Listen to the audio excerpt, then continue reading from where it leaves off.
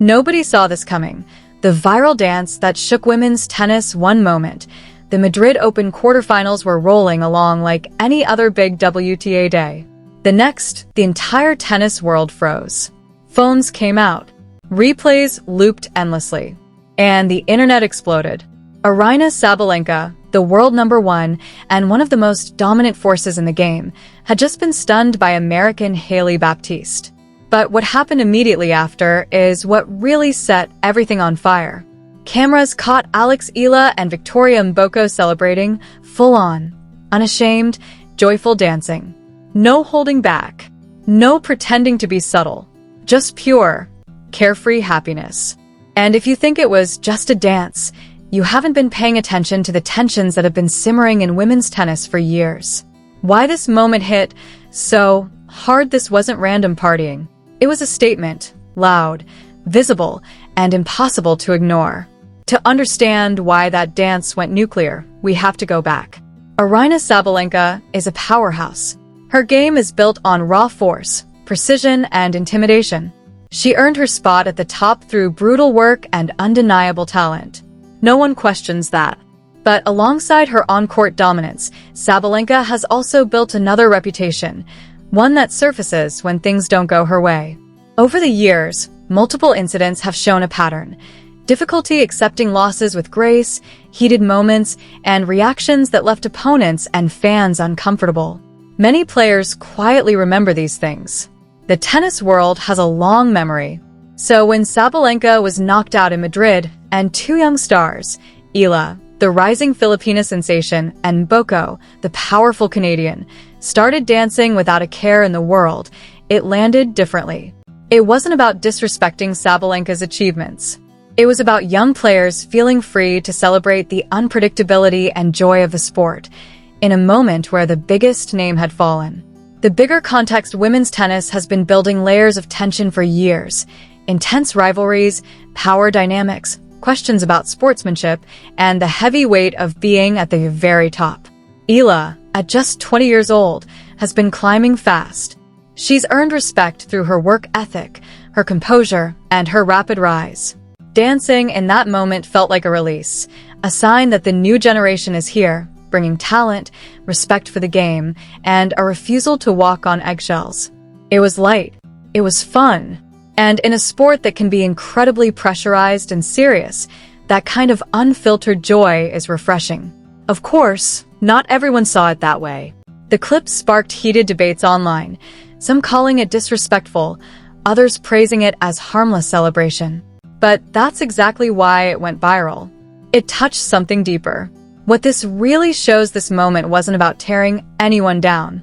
It was about two young players living in the moment, enjoying the chaos and beauty of tennis, right after one of the biggest upsets of a tournament.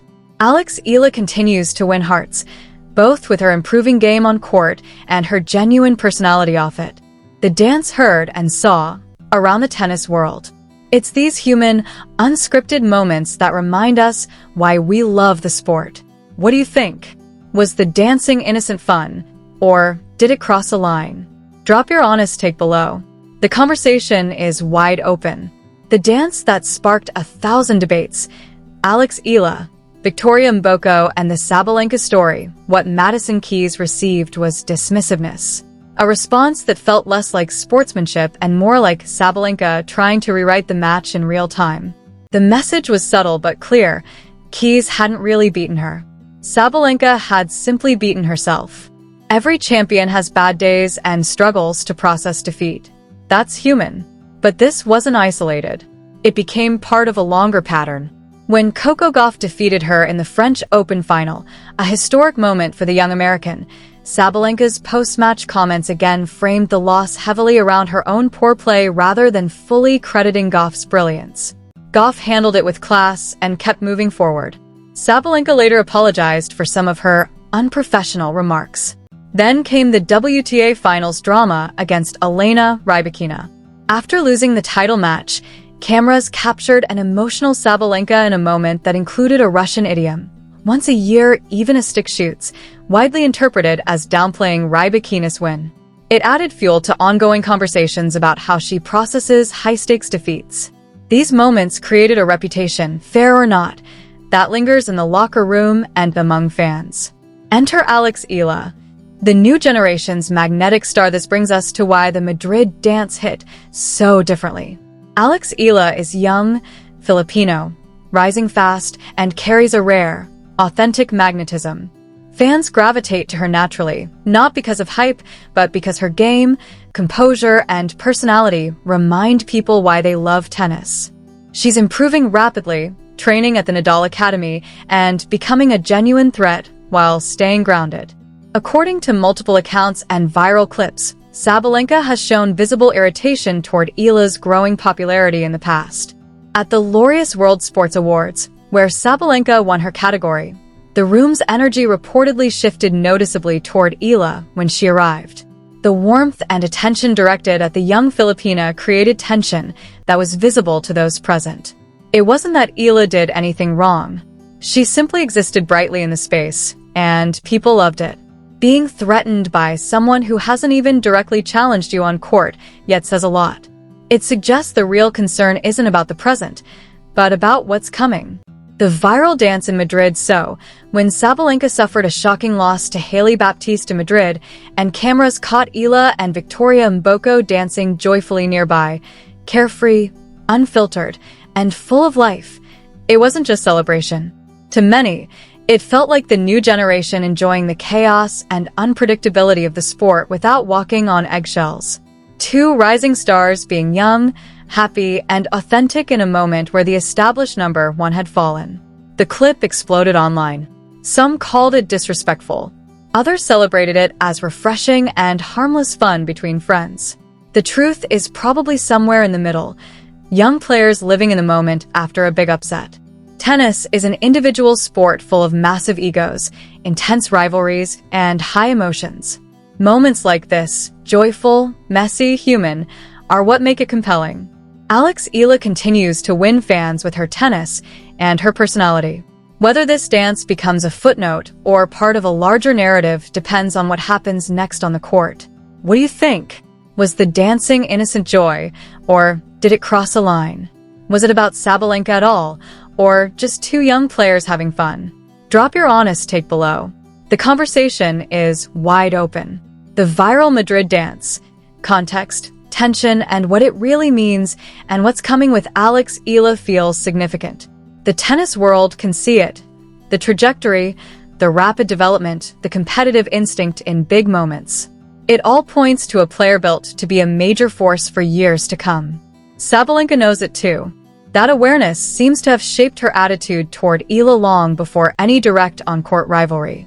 So when Eala and Mboko were caught on camera dancing joyfully after Hailey Baptiste's upset win over Sabalenka in Madrid, it wasn't random or thoughtless. It was a release, the kind that builds when tensions have simmered beneath the surface for a long time. Was it the most traditional display of sportsmanship? Probably not. Did it make some people wince? Yes. But context matters. Years of perceived dismissiveness, downplaying opponents' achievements, and emotional reactions in defeat created the atmosphere. When a player has a pattern of framing losses as "I beat myself," rather than fully crediting the winner, those moments accumulate. The dance became a visible symptom of shifting energy in the women's game. The generational shift. This isn't new in tennis. Rivalries and raw emotions have always existed. What feels different now is the generational layer. Eala is young, rising fast, and carries natural magnetism. Fans love her authentic presence and the joy she brings to the court. In Rome at the Italian Open, crowds lined up early just to see her. That kind of genuine warmth is rare and hard-earned. Even Coco Gauff, who has her own history with Sabalenka, has publicly shown support for Eala's rise. That's what quiet confidence looks like, lifting others up instead of guarding your spotlight. The contrast is sharp right now, one player at a crossroads, still incredibly dangerous with her power and experience, the other at the beginning of what could be a special career, surrounded by organic support. Sabalenka remains a top contender who will win more big titles. Her physical gifts don't vanish overnight, but the narrative around her has shifted. The Madrid dance didn't cause it. It simply made the underlying tensions visible. Looking forward, the real questions now are forward-looking. Can Sabalenka channel these moments into genuine growth and better emotional control? She has shown self-awareness before. Will Eala continue developing into not just a top player, but a leading figure who redefines presence in women's tennis, on and off the court? The new generation, Eala, Mboko, and others, appears less interested in old hierarchies and more focused on playing with freedom and authenticity. The sport is evolving. The players who thrive will be those who give respect as readily as they demand it. What do you think? Were Eala and Mboko right to celebrate that way, or did it cross a line? Is Sabalenka capable of real change in how she handles defeat? Do you see Eala becoming a defining voice in the next era of women's tennis? Drop your thoughts in the comments. This storyline is far from over, and it's one of the most interesting in the sport right now.